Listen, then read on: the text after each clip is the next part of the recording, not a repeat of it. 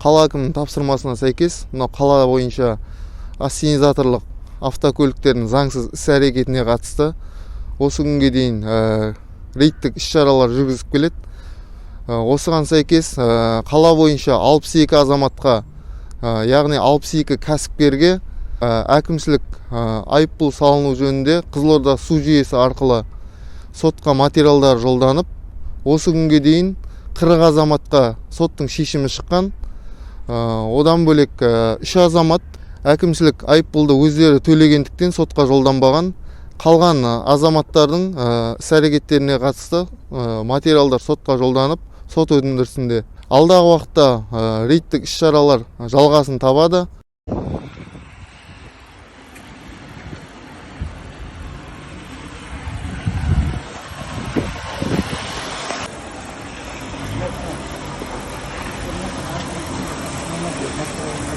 Тұрғындардың барлығы мына кәріз су жүйесі төлемесеңіз 2 еселенеді. Түсінікті ғой,